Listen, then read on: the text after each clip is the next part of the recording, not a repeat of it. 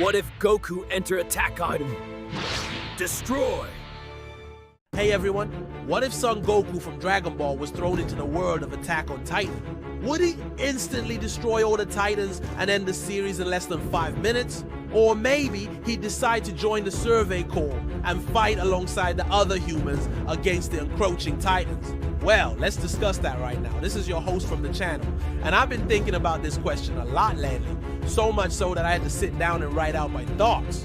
Now, it might seem obvious that Goku would just destroy the Titans. After all, we've seen him blow up planets and defeat literal gods. What could a few giant chompy monsters do to stop him? But I think it's not quite as simple as that. Let's start by looking at the power levels involved. Titans, while certainly strong and terrifying, can be taken out with well-aimed blades or even cannons. They have very little actual fighting skill, are driven purely by instinct, and devour anything they come across. Meanwhile, even the weakest versions of Goku, like when he first arrived on Earth as a kid during the Saiyan Saga, could easily mow down hundreds or even thousands of Titans in seconds. In fact, even base form Goku could one-shot most of the Titans. His Destructo Disc attack alone should be enough to slice through their bodies like butter, and that's just with one of his many techniques. Even in his weaker forms, Goku has dozens of other attacks that could easily finish off these monsters. If we bump him up to something like Ultra Instinct or Super Saiyan, then things become even more lopsided. The sheer speed and power behind the Kamehameha wave would obliterate an entire horde of Titans. So why would Goku bother with anything else? And why would he waste time helping the people of this world when he could just return to his own universe and enjoy a nice bowl of ramen? Well, it's important to remember that Goku isn't just some mindless killing machine. Sure, he loves to fight, but he usually only does so against opponents who can give him a good challenge. He wants to test his strength against worthy adversaries. This is why he's always seeking out powerful enemies to battle. And Titans just don't really cut it in terms of excitement. For Goku, sure, they're large and strong, but they lack intelligence and don't really pose much of a threat to him. In fact, he'd probably be bored pretty quickly trying to take them all out one by one. Instead, I think Goku's priorities would be twofold. First, he'd want to protect the humans from harm. Although Goku doesn't usually concern himself with the affairs of mortals, he's shown time and again that he'll step in when innocent lives are at stake. This is especially true when children are involved. Just think of all those times he saved the planet from destruction or single-handedly defeated armies of evil. The second priority for Goku would be figuring out the source of the Titans' power. As we know from the Dragon Ball series, he's always looking for answers about how things work. This insatiable curiosity has led him to uncover some of the deepest secrets of the universe. So it's a safe bet that he'd want to learn everything he could about the Titans. With a little poking and prodding, I'm sure he'd figure out the truth behind their origins in no time at all. But what about joining the Survey Corps? Would Goku decide to team up with the other humans and fight alongside them? I think the answer is almost certainly yes. We've seen Goku fight alongside other warriors countless times throughout the Dragon Ball series. From the Z Fighters to the Universe 7 team, he loves nothing more than teaming up with others to take down powerful enemies.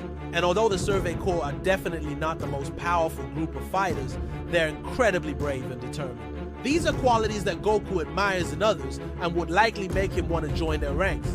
Plus, I just love the idea of Goku hanging out with characters like Levi, Eren, and Mikasa.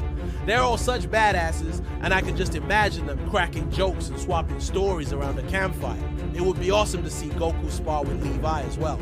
I think they'd push each other to new heights, and it would be an epic display of power. Speaking of epic displays of power, what about when Goku met Beerus, the god of destruction?